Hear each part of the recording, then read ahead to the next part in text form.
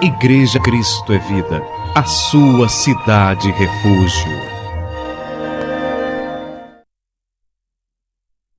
Olha, meus irmãos, a mensagem que Deus permite que o pastor traga para a igreja nessa noite de quarta-feira é: a fatura um dia chega. A fatura, o boleto, um dia chega. Não tenha dúvida quanto a isso. O texto que dá suporte a esse tema está em Gálatas, capítulo 6, versículos 6 e 7. Gálatas, capítulo 6, versículos 6 e 7. Marque aí na tua Bíblia. O pastor vai fazer a leitura do texto sagrado. E diz assim: mas aquele que está sendo instruído na palavra, faça participante de todas as coisas boas aquele que o instrui. Não vos enganeis, de Deus não se zomba, pois aquilo que o homem semear, isso também ceifará. Então fecha os teus olhos, cubra a tua cabeça. Vamos orar a Deus nessa hora, em nome de Jesus. Oremos ao Senhor.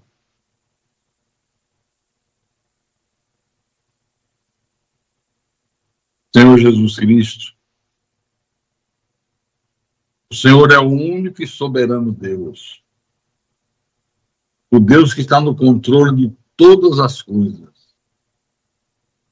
O Deus que com a sua palavra criou os céus e a terra. O Deus que ressuscita mortos. O Deus que faz o impossível se tornar possível. O Deus que nos ama com um amor incondicional. E nós estamos aqui nessa noite, Senhor, primeiro para obedecer o teu mandamento. O Senhor disse: não deixemos de congregarmos, como é costume de alguns. Muitos saíram do trabalho direto para o templo, outros saíram de casa, pegaram o transporte coletivo, vieram de longe, mas não há distância que nos afaste de ti. Nessa noite, meu Deus, fala à tua igreja, fala ao teu povo, aos teus pequeninos, às tuas ovelhas. Usa-me como teu pastor, como teu servo. Capacita-me a proclamar a tua palavra com verdade. Que ela seja o bálsamo na vida de cada homem, de cada mulher que está aqui congregado conosco. Eu te peço isso e te agradeço por isso, em nome de Jesus, e que todo o povo de Deus diga amém e amém. Diga graças a Deus. Meus irmãos, minhas irmãs amadas, esse texto que eu acabei de ler é uma das mais impactantes verdades da Bíblia. Aquilo que você planta, você colhe. Diga, plantou, colheu. Quem planta caju, colhe caju. Quem planta melancia, colhe melancia. Quem semeia vento, colherá tempestade. E o objetivo de Deus nos ensinar essa verdade é para nos conscientizar das graves consequências que sobrevêm à vida daquelas pessoas que teimam em viver à margem das determinações de Deus. Tem gente que é teimosa, teima em viver às margens dos mandamentos divinos. Há um grupo de pessoas nesse mundo que acredita que mesmo que a pessoa viva uma vida desregrada, contrária a Deus, ela não será disciplinada por Deus, porque Deus derrama a sua misericórdia. Olha o pensamento que o diabo consegue colocar na mente das pessoas. Mesmo que vivam uma vida desregrada, não haverá problema, porque Deus é misericordioso. Isso não está na Bíblia. Há um outro grupo que diz que não tem problema viver uma vida de desobediência, de transgressão da palavra, porque o importante é crer em Jesus. Então a pessoa vive uma vida de erro, uma vida de pecados, uma vida de desobediência a Deus, e você às vezes chama, exorta: irmão, não está correto você viver dessa maneira, um cristão não pode fazer isso, não pode fazer aquilo. E ele diz: não, estou tranquilo, porque o importante é que eu creio em Jesus. É difícil, né? É impressionante, mas existe gente assim. Eu digo o seguinte: Se a pessoa quer ser irresponsável e adulterar, adultere. Quer ser irresponsável, ser desonesto nos negócios, não levar a sério a presença aos cultos da igreja. Olha, preste atenção. Você que está ouvindo essa mensagem na internet, no YouTube, fique à vontade. Faça o que você quiser fazer, mas saiba que um dia a fatura chega. Um dia a fatura chega. E por que eu estou dizendo isso? Porque no livro de Naum, capítulo 1, versículo 3, Naum, capítulo 1, versículo 3, nosso Deus diz assim, encontraram todos apóstolos? Posso ler? Então vou ler. O Senhor é tardio em irar-se, mas grande em poder e jamais inocente o culpado. Preste atenção nisso aqui. Deus jamais inocente o culpado. Ele perdoa o pecado, mas não inocenta o transgressor. Pastor, mas nesse mesmo texto também está dizendo que Deus é tardio em irar-se. É verdade. Mas nós precisamos entender essa coisa de Deus ser tardio em irar-se. Vocês lembram da história de Sansão? Sansão, ele cometeu vários erros, pecou várias vezes contra Deus. Cometeu o primeiro erro, Deus não fez nada. Cometeu o segundo, Deus não fez nada, não houve consequência. A verdade é que esse homem cometeu um monte de erros, como diz na linguagem dos jovens, pintou e bordou, mas de repente Deus chega e diz, chega, Sansão, você passou dos limites. Quais foram as consequências da desobediência? Abre Juízes, capítulo 14, versículo 6. Eu quero mostrar primeiro a origem da força de Sansão. Por que Sansão foi um homem poderoso? Com a queixada de jumento, ele matou 1000 filisteus. Veio um leão, ele rasgou o leão ao meio com as suas mãos, com a sua força. Vamos entender isso aqui. Abre Juízes, capítulo 14, versículo 6. 14, 6. Diz assim, o Espírito do Senhor apossou-se de Sansão e ele, sem nada nas mãos, rasgou o leão como se fosse um cabrito. Rasgou um leão, pegou nas patas assim, abriu em banda. Olha a força sobrenatural que esse homem tinha. No livro de Juízes mesmo, capítulo 16, versículo 20 e 21, ele foi assediado por Dalila e se vendeu aos filisteus para descobrir qual era a origem da sua força, e ele ficou flertando com o diabo. Tem gente que gosta de flertar com o diabo. Tem gente que gosta de brincar, de passar a mão na cabeça de serpente. Sansão brincou. Tirou na brincadeira, veio os filisteus, ele venceu os filisteus. Segunda vez, a mesma coisa, venceu. Terceira vez, quarta vez, uma porção de vezes. Até que chegou a hora que ele disse para Dalila, a minha força está nos meus cabelos. O cabelo era apenas um símbolo da sua força. A força dele não estava nos cabelos. O cabelo era símbolo da obediência. Ele não podia cortar porque ele tinha feito o voto de Nazireu. Aí olha o que aconteceu. Depois de várias tentativas, ele acordou do sono e pensou, sairei como antes e me livrarei. Mas não sabia que o Senhor o tinha deixado. Os filisteus o prenderam, furaram seus olhos e o levaram para Gaza. Prenderam-no com algemas de bronze e o puseram a girar um moinho na prisão. Qual era a origem da força de Sansão? Não era o cabelo. Era Deus. Quando ele fazia coisas extraordinárias, rasgar um leão ao meio, uma queixada de burro vencer 1000 filisteus, o texto diz, o Espírito do Senhor se apossou de Sansão. Aí ele rasgou o leão ao meio. O Espírito do Senhor se apossou de Sansão. Ele, com a queixada de burro, venceu 1000 homens. Quando Deus disse, chega, ele tentou mais uma vez derrotar os filisteus e foi derrotado. Por quê? Aqui, porque ele não sabia que o Senhor o tinha deixado. Deus tinha deixado de abençoar Sansão, de lhe conceder vitória, de protegê-lo dos inimigos. Deus foi paciente, esperou para ver se ele se arrependia dos seus pecados, se ele voltava à obediência a Deus, mas foi tudo em vão. Igreja, santos do Deus Altíssimo. Tem gente que, como Deus não pune de imediato o erro, a desobediência, o pecado, ela pensa que não vai sofrer consequência dos seus erros. Porque se Deus punisse cada pecado praticado nosso de imediato, olha, tinha muita gente que não ia pecar, ia ter medo. Mas como não vem de imediato a punição, a disciplina de Deus, a pessoa fica se iludindo achando que não vai ter consequência.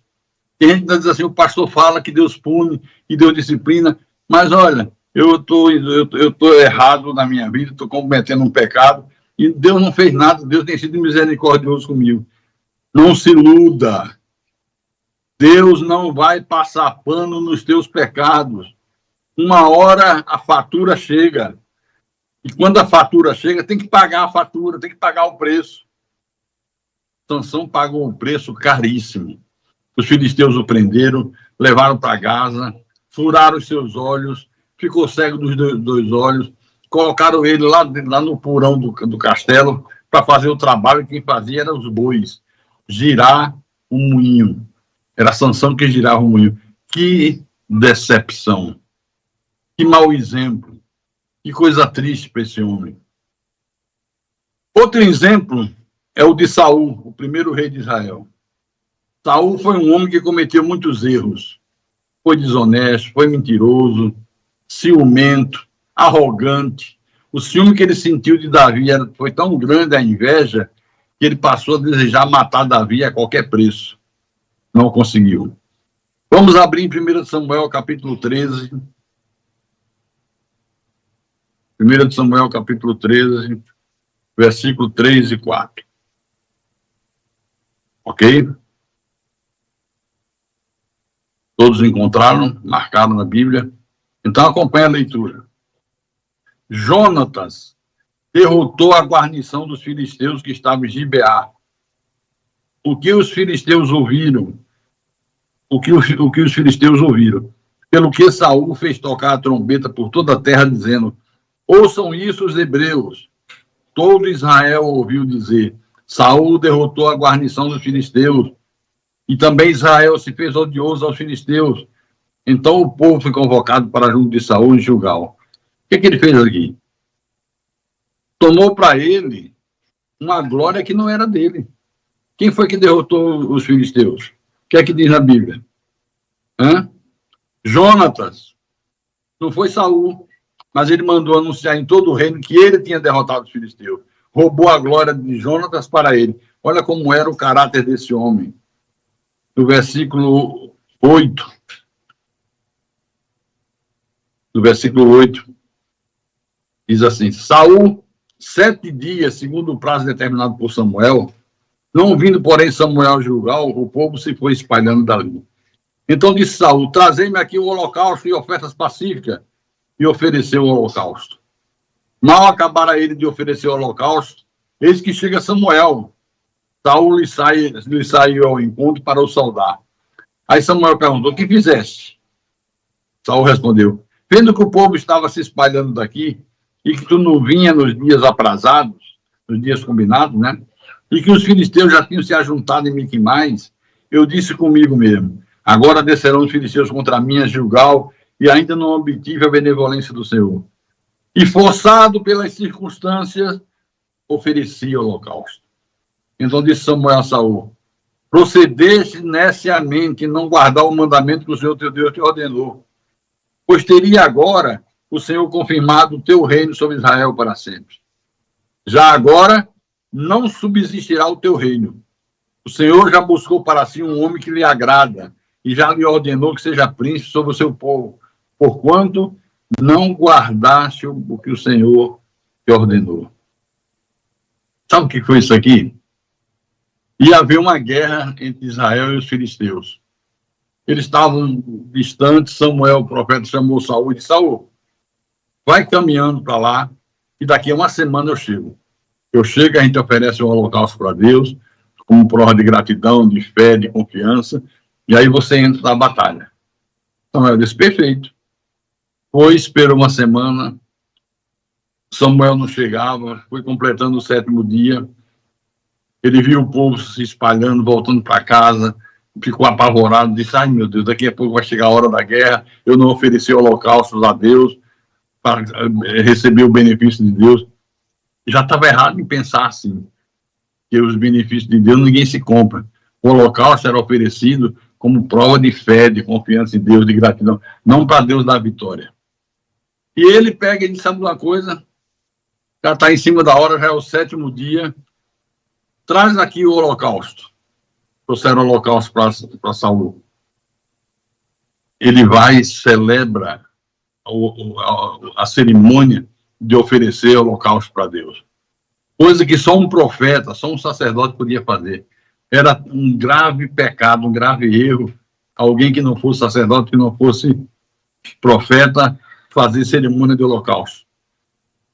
Todo Israel ouviu dizer, Saul derrotou a guarnição dos filisteus e também se fez odioso aos filisteus. Então o povo foi convocado para junto de Saul e Gilgal, tomou para si uma glória que não era dele. Saul, o versículo 8 que eu já li, 7 dias, segundo o prazo determinado por Samuel. Samuel determinou, espera 7 dias. Ele não era louco, ele sabia o que estava dizendo. Por isso nós não podemos ser apressados. Ele viu que estava se esgotando o prazo, isso aí eu mesmo vou oferecer, eu mesmo faço isso aí. Meteu o bronco e ofereceu o holocausto. Mal ele acabou de oferecer, o profeta chega e disse, olha, você agiu deslocadamente. Já agora o Senhor vai tomar o reino de ti. Já escolheu um outro que vai tomar posse do reino. Você vai perder o reino. Imagine o rei Saul ouvir da boca do profeta que Deus já tinha escolhido um outro homem para ocupar o lugar dele. Imagine a reação desse homem. O profeta dizendo, Saul, Deus já escolheu um homem que lhe agrada, que é melhor do que você, vai ocupar o teu lugar, você perdeu o reino com essa desobediência. Vocês estão vendo como é grave a desobediência a Deus? Ninguém pode brincar de desobedecer a Deus. Por isso que diz, Deus não se zomba, com Deus não se brinca. Uma hora o boleto chega e você tem que pagar o preço. Eu pergunto, não é melhor a pessoa se consertar com Deus do que esperar que o boleto chegue? E se ela se conserta com Deus, confessa o seu pecado, se humilha, a pena é menor. A pena é melhor. Eu gosto muito de assistir júri popular no YouTube. Passa de várias capitais do Brasil a audiência do júri, e eu gosto de assistir. No início do depoimento do acusado, o juiz pede a palavra para iniciar o julgamento e ele fala para o acusado do crime. Olha, se você não quiser responder nenhuma pergunta, não tem problema. Você pode ficar em silêncio. Mas essa é a última oportunidade para você se defender. E se você confessar que é culpado, para não perder tempo, você sabe que você vai receber uma redução da sua pena. Todo júri ele faz essa mesma advertência. Então, quando a pessoa confessa, quando a pessoa se arrepende, o castigo, a disciplina é muito menor. Deus leva em conta isso.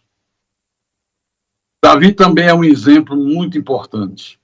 O rei Davi estava de bobeira no palácio, o exército em guerra, ele sai para dar uma volta pelo jardim do palácio e olha para um lado onde tem uma casa e tem uma mulher tomando banho. Formosa, um corpão bonito. O rei ficou louco, perguntou, quem é essa mulher? É a esposa de Urias, teu oficial, teu soldado. Traz ela aqui, eu quero bater um papo com ela. E aproveitou ter o poder de rei e seduziu a mulher. Teve uma relação sexual com a mulher, uma só. Adivinha o que aconteceu? A mulher engravidou. Vai ter pontaria assim lá nas Olimpíadas de Nova York. Uma só, acertou o alvo. A mulher engravidou. Quando o rei soube que ela mandou, que ela tinha engravidado, ele ficou louco. E agora? Como é que vai ser? O marido dela está lá na frente de batalha. Como é que vai justificar que ela engravidou? Será que foi o vento? Será que ela engravidou em pensamento? Claro, é evidente que não. Então, Davi arquiteta um plano. Tem gente que é mestre em arquitetar plano. Tenta que consegue enganar Deus. Ninguém consegue enganar Deus. Ele manda chamar Urias, um dos seus soldados. Urias vem, ele trata muito bem, elogia Urias, você é um soldado exemplar, gosto muito de você, e porque você é exemplar, eu resolvi te dar um prêmio. Você vai passar 15 dias em casa. Pode ir ficar com sua mulher, 15 dias, descanse. Vou mandar uns cachos de uva, vou mandar um vinho, para você comemorar os 15 dias com ela. Só que ele não contava com o seguinte. Urias disse, não, meu senhor, não é justo eu passar 15 dias com a minha mulher, comendo do bem bom, enquanto meus irmãos estão lá na frente de batalha. Que era o que Davi devia ter feito. Ao invés de ficar de bobeira no palácio, devia estar lá comandando o exército. Devia estar acompanhando a batalha, dando uma força moral, um apoio moral. Aí ele disse, não, vá para casa. Ele disse, não vou, vá, não vou. Pois Urias saiu e sentou-se na porta do palácio. Disse, daqui não saio, daqui ninguém me tira. Não teve jeito. Ficou sentado. Aí o rei ficou enlouquecido. Disse, e agora? Que situação? Aí logo bolou um plano diabólico. Ele disse, espera aí. Eu escrevi uma carta para o comandante do exército. Escrevi uma carta e coloca Urias na frente de batalha. Colocar na frente de batalha era quase uma certeza de morte. Porque era o primeiro que enfrentava as espadas do soldado. Coloca ele na frente de batalha. O comandante do exército colocou ele na frente de batalha. E Urias morreu. Urias faleceu. Parecia que tudo estava resolvido. Acabou o problema. Não tem mais problema nenhum. Ninguém vai saber do meu pecado. Eu bolei uma astúcia para me livrar desse problema. Ninguém sabe, ninguém viu. Ele esqueceu que há um Deus que sabe todas as coisas. Que vê todas as coisas. Um Deus que a Bíblia diz, não inocenta o culpado. Ele perdoa o pecado, mas não inocenta o culpado. Vai ter que pagar pela sua culpa. Agora leia 2 Samuel, capítulo 12. 2 Samuel, capítulo 12, versículo 1 a 14. Eu amo a Bíblia porque ela não esconde os fatos ruins. Ela mostra os fatos positivos e mostra os fatos negativos. Ela mostra os acertos, ela mostra os erros. Deus não esconde nada. Ok? 2 Samuel, capítulo 12, versículo 1 a 14. Lembre-se que ele estava todo serelepe, Davi. Me dei bem. Bolei um plano, ninguém sabe que eu mandei o soldado para frente de batalha morrer, ninguém sabe que eu transei com a mulher dele, ela agora vai aparecer grávida, vou trazê-la para o castelo. Ficou com a mulher de Urias, um homem que tinha 1000 concubinas. Para que esse homem queria mais uma? Me diga. Não é o instinto do pecado. Tem um ditado que diz, mente vazia é a oficina do diabo. Ficou no palácio de bobeira, aquela mesmice, aquela rotina, deu uma voltinha, aí bota os olhos e vê a mulher de Urias, Betsabá. Ele não perdeu tempo. Não perdeu tempo. Mas aí aconteceu o seguinte. O Senhor enviou Natan a Davi. Natan era um profeta. Chegando Natan a Davi, disse, ei, deixa eu contar uma historinha aqui para o senhor. Davi disse, pois não, conte. Disse, havia numa cidade 2 homens, um rico e outro pobre. Tinha um rico ovelhas e gado em grande número, era rico, tinha rebanhos de ovelhas, rebanhos de gado. Mas o pobre não tinha coisa nenhuma, senão uma cordeirinha que comprara e criara e que em sua casa crescera, junto com seus filhos. Comia do seu bocado e do seu copo bebia, dormia nos seus braços e a tinha como filha. Vindo um viajante ao homem rico, não quiseste tomar das suas ovelhas do gado para dar de comer ao viajante, mas tomou a cordeirinha do homem pobre e a preparou para o homem que lhe havia chegado. Olha só, O homem recebe um viajante, hospeda, mas ele disse, não, eu tenho tantas ovelhas, tanto boi, mas não vou querer pegar do meu animais, do meu rebanho. Esse meu vizinho aí é pobrezinho, só tem uma, mas é essa uma que eu vou pegar. Pegou a cordeirinha do pobre, Natan contando para ele. Então, versículo 5, o furor de Davi se acendeu sobremaneira contra aquele homem e disse a Natan, tão certo como vive o Senhor, o homem que fez isso deve ser morto. E pela cordeirinha restituirá 4 vezes, porque fez tal coisa, porque não se compadeceu. Deixa eu falar uma coisa para os irmãos, amados de Deus. Há pessoas que é mestre em apontar o erro dos outros e não enxerga os seus. Quando eu aponto o dedo para você, tem 4 que apontam para mim. Ó. Um está para lá, 4 está apontando para mim mesmo. Tem gente que enxerga o argueiro no olho do outro e não vê um poste que está no seu olho. Era o caso desse homem aqui. Pela cordeirinha restituirá 4 vezes. Porque não se compadeceu, ficou furioso, ficou irado. É bom ficar irado com os outros, né? É bom demonstrar justiça quando o erro é do outro. Então disse Natan a Davi, tu és o homem. Você é o homem. Você é o homem dessa historinha aqui. E assim diz o Senhor, Deus de Israel, eu te ungi rei sobre Israel, e eu te livrei das mãos de Saul. Deite a casa de teu Senhor, e as mulheres de teu Senhor em teus braços, e também te dei a casa de Israel e de Judá. E se isto fora pouco, eu teria acrescentado tais coisas. Porque, pois, desprezaste a palavra do Senhor, fazendo o que era mal perante ele. A Urias, o Heteu, feriste a espada, e a sua mulher tomaste por mulher, depois de o matar com a espada dos filhos de Amon. Agora, pois, olha a sentença, olha aí a fatura chegando.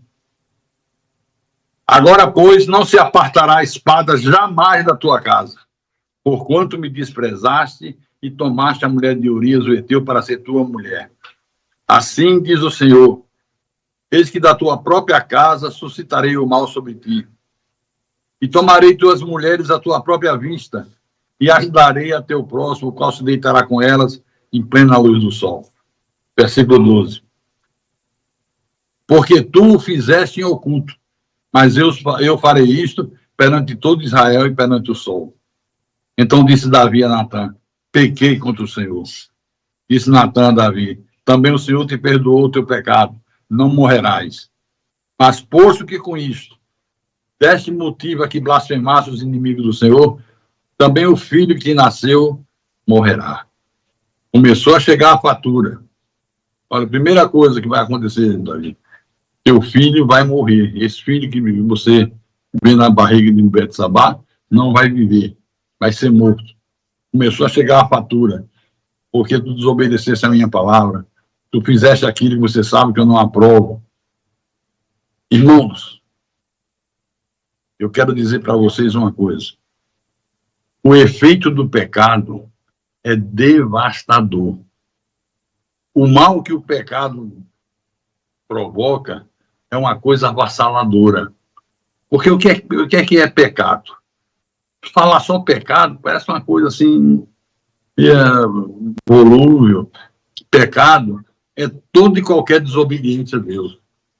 Toda e qualquer desobediência a Deus. Qual foi o pecado de Adão e Eva? Fumaram maconha? Cheiraram cocaína? Assassinaram alguém? E qual foi o pecado? Que pecado tão grave foi esse que causou a tragédia em toda a face da terra? Qual foi o pecado de Adão e Eva? A desobediência, viu? De toda a árvore do jardim poderás comer os frutos livremente, menos da árvore que está no centro do jardim, a árvore do conhecimento do bem e do mal. Veio a serpente, que nada, você não vai morrer coisa nenhuma, é que se você comer, você se tornará igual a Deus, você vai ser poderoso, vai ter o mesmo conhecimento de Deus. E Adão e Eva, e aí entra a cobiça de poder, a cobiça ter coisas que outros não têm, foi lá e desobedecer a Deus. O resultado foi trágico. Trágico, trágico, trágico. Um pouquinho. Então, Deus perdoou Davi, mas não inocentou Davi. Davi pagou um preço altíssimo pelo seu pecado. Altíssimo. Um dia a fatura chega. O filho que nasceu do relacionamento dele com Betsabá morreu. Aminon foi assassinado por ordem de Absalão. Tudo isso na casa dele. Absalão foi assassinado por Joabe. E Adonias foi morto por ordem de Salomão. 4 filhos de Davi foram mortos porque a espada não se apartou da sua casa. O pecado de Davi foi grave. Não foi só um adultério. Foi assassinato. E além de cometer um pecado gravíssimo de adultério e assassinato, ainda tentou enganar Deus. Esqueceu de tudo que ele conhecia de Deus. Vou dissimular daqui, vou dissimular lá, vou jogar a culpa em Urias, deixar ele passar 15 dias com a mulher. Quando ela aparecer grávida, vão dizer, não, ele esteve na casa dela nesse período. Está certo, não tem nada de errado. O que Davi impôs a Urias voltou-se contra ele da forma mais violenta. Da forma mais violenta. 4 filhos mortos. Um dia o boleto chega. Um dia a fatura chega e vem com um preço muito alto. Preste atenção nisso, povo amado de Deus. E quando a fatura chega com um valor muito alto, dilapida tuas finanças, toma os teus bens, tira a tua paz, destrói tua família, causa um inferno. A desobediência a Deus é coisa para louco. Uma pessoa em sã consciência, cristão bem convertido de verdade, que conhece a palavra, não brinca de desobedecer a Deus. Não brinca de pecar. Ele sabe que as consequências são terríveis. Olha o exemplo de Davi. Preste atenção no exemplo de Davi. Dilapida tuas finanças. É como você transgredir a lei de trânsito. Demora alguns dias, às vezes 1 mês, 2, chega o boleto da multa. Tem que pagar a multa. E tantos outros exemplos que eu poderia dar aqui. Então, cuidado com as armadilhas. Você vê o peixe, está lá no fundo do mar tranquilo, nadando para lá, para cá, tem comida em abundância. Mas um dia chega o pescador com um anzol, bota lá um camarão fresco, joga na água, o peixe olha, esse camarão deve estar delicioso. Deve ser o camarão do delivery da pastora Sanderi. Não, é uma delícia. O peixe ficou maravilhado. Esqueceu que aquela isca escondia por dentro dela um anzol mortal. Ele ia morrer. Quando ele morde o camarão fresco, o anzol físico, o peixe, perdeu a vida. Viu aquela iguaria, se animou com um banquete e não percebeu que aquela isca deliciosa escondia o anzol da morte. Muito cuidado com isso. Lembre-se que o pecado, como eu disse ainda há pouco, é toda e qualquer desobediência a Deus. Dá para você repetir? Pecado é toda e qualquer desobediência a Deus. Nem sempre é tão grave como o de Davi, mas tem consequência. Nem sempre é tão grave. Porque pecado é toda e qualquer desobediência. Tratar mal o pai, a mãe, tratar mal o povo, é pecado. Faltar cultos é pecado. Mas as pessoas acham que não vai ter consequência. Deus não vai se importar com isso. Eu não ir no culto em meio de semana não é coisa muito grave, não. Deus entende. Eu estou cansado. Trabalho o dia inteiro. Caramba, você trabalha o dia inteiro. Será que não tem um dia na semana que você possa dedicar 1h30 a Deus depois do teu trabalho? Se a tua empresa precisa fazer hora extra de escala, você faz. Quantas vezes, quando eu trabalhava na Nuclebras, eu largava às 5h30 da tarde Mas quantas vezes, por necessidade de trabalho, eu ficava fazendo hora extra até 9 da noite. De 5h30 às 9. Às vezes a semana toda. Sábado ia também trabalhar. Como é que para Deus não vou ter tempo? Então é pecado faltar cultos. É pecado não levar as coisas de Deus a sério. Grave pecado. As consequências vêm. As consequências vêm. A fatura chega. E quando a fatura chega, via de regra, causa um estrago grande na tua vida. Diga graças a Deus. Eu quero caminhar para o final da minha mensagem, porque quarta-feira tem que terminar mais cedo o culto, porque tem problema de transporte em Fortaleza. Eu não quero me estender muito. Eu quero terminar com 2 passagens bíblicas importantes. A primeira está em Hebreus, capítulo 2, versículo 1 e 2.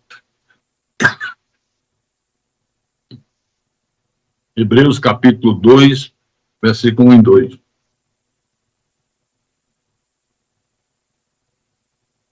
Posso ir? Então diz assim a palavra do nosso Deus.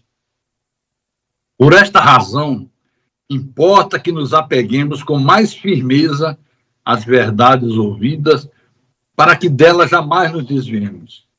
Olha, Deus está dizendo, é importante que vocês se apeguem com mais firmeza às verdades que vocês estão ouvindo, para que vocês jamais se desviem dela. Se apegar com firmeza ao que Deus está falando. Não é ouvir aqui, entrar por um ouvido e sair pelo outro. Não é ouvir e chegar amanhã de manhã e estar fazendo o contrário daquilo que ouviu, daquilo que Deus ensinou. É se apegar com mais firmeza, não brincar com Deus, não zombar de Deus. Aquilo que o homem semear, ele também ceifará. Semeou vento, colhe tempestade.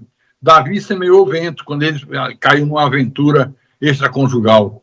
Colheu uma tempestade que destruiu os filhos de Davi. Morte dentro da família. O filho, imagine uma criança recém-nascida que o pai amava, gostava, e Deus dizia, mas ela não vai viver. Ela vai morrer. Você vai perder o teu filho. Tudo isso aconteceu com esse homem. Aí no versículo 2, continua. Se, pois, se tornou firme a palavra falada por meio de anjos, e toda transgressão, desobediência recebeu justo castigo. Toda transgressão ou desobediência recebe um justo castigo. Então não pode brincar, não podemos brincar. Eu bato muito nessa tecla da frequência aos cultos. Porque eu frequento os cultos. Não estou em todos os cultos por problemas de saúde. Vocês sabem. Mas dentro da minha capacidade, eu dou conta do recado. Hoje foi um dia difícil. Quem sofre de Parkinson sabe. Um dia está bem, outro dia está mal. 10 dias mal, um dia bom. É assim. Hoje foi um daqueles dias terríveis.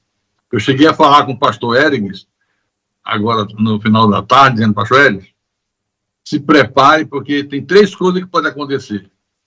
Uma é eu não poder pregar. Eu estou péssimo hoje. A segunda é eu começar a pregar e não aguentar terminar. E a terceira é eu pregar direto. Uma dessas 3 vai acontecer. Você fica prevenido. Prepara uma pregação que você já tem aí pronta. Se eu não resistir, se eu não aguentar fazer, você assume e prega. Graças a Deus, Deus fez possível aguentar até agora. Em nome de Jesus. Amém? Então,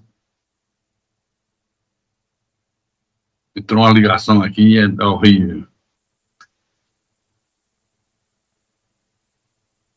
Quando entra a ligação, sai o celular da minha lista de versículos. Um instante. Muita hora para ligar, eu ligo isso na hora que eu estou fazendo a minha pregação. Então, toda transgressão ou desobediência recebe um justo castigo. Um justo castigo. A gente podia falar 2 dias seguidos sobre essas transgressões, sobre essa desobediência. Marido, amar a vossa esposa como Cristo amou a igreja. Tem marido que transgride isso. vai receber um justo castigo. Não sei de que forma. Deus é que sabe. Esposa, sede submissa aos vossos maridos como ao Senhor. A esposa tem que ser submissa ao marido como ela é submissa a Deus. Filhos, obedecei aos vossos pais. Pais, não trateis os vossos filhos com amargura. E vai por aí afora. Ser fiel nos dízimos, ser fiel nas ofertas. Tudo isso são mandamentos de Deus. Nós não estamos brincando de religião. Nós não estamos brincando de igreja. Nós estamos vivendo uma vida espiritual com Deus. O Senhor nos deu vida quando nós estávamos mortos em nossos delitos e pecados. E para que Ele nos deu vida? Para que nós pudéssemos obedecer a sua voz, obedecer ao seu mandamento. O homem sem vida não pode obedecer a Deus. Ele não tem como obedecer. Mas quando você recebe o privilégio de receber vida outra vez, você tem que obedecer. Você tem que ser grato a Deus. Não brinque com Deus. A segunda passagem bíblica está em Provérbios, capítulo 11, versículo 31. Provérbios, capítulo 11, versículo 31. Olha o que diz aqui o sábio. Marcou? Ouça, vou ler. Se o justo é punido na terra, quanto mais o perverso e o pecador. Ele está dizendo, se o justo, o filho de Deus, nascido de Deus, filho amado do Senhor, é punido nessa terra, ora, todos nós somos punidos, que todos nós eventualmente pecamos. Ele disse, imagine que punição não sofre o perverso e o pecador. Está falando de grandeza de castigo. Se o justo é punido, imagine que punição não recebe os ímpios, os pecadores. E a gente vê todo dia, toda hora, pessoas que morrem na incredulidade e que recebem castigos violentos de Deus. Nós temos que ter cuidado, irmãos. Muito cuidado. Com Deus não se brinca. Com Deus não se zomba. O que você planta, você colhe. Não tem meu pé me dói. Não adianta contratar advogado para te defender. Não adianta recorrer ao Supremo em Brasília. Não adianta. O juiz é Deus. E Deus não passa pano na cabeça de pecador. Pecou, pode receber perdão, mas não, Deus não inocenta o pecador. Vai pagar o preço. Não fica barato. Às vezes o preço é muito caro. Suas finanças se desmoronam, falta de paz em casa, desassossego, projetos fracassados, planos indo por água abaixo, por causa do pecado, por causa da desobediência. É que quando se fala de pecado na igreja cristã, a primeira coisa que vem à cabeça das pessoas é adultério. Isso aí eu não sei, isso aí eu não faço. Matou fulano, isso aí eu não mato ninguém, não mato nem uma formiga. Mas se esquecem que às vezes não mata nem uma formiga, às vezes não pratica esses pecados horríveis, mas maltrata os outros. É uma pessoa de instintos malignos, mas não mata ninguém. Mas, em compensação, o que ela peca e acha que não está pecando, em vez de estar na igreja, está em casa. Quantos nessa noite estão em casa assistindo televisão? Estou falando para os irmãos da Cristo é Vida. Quantos estão nesse momento que você está aqui no templo, cultuando a Deus, louvando a Deus, ouvindo a voz de Deus, aprendendo de Deus? Quantos estão nesse momento em casa diante da televisão? E o pior, ainda assistindo a TV Globo. Isso aqui é o pior. Já sendo enganado, sofrendo lavagem cerebral. Quantos que ao invés de estar aqui, estão na casa de um vizinho batendo papo?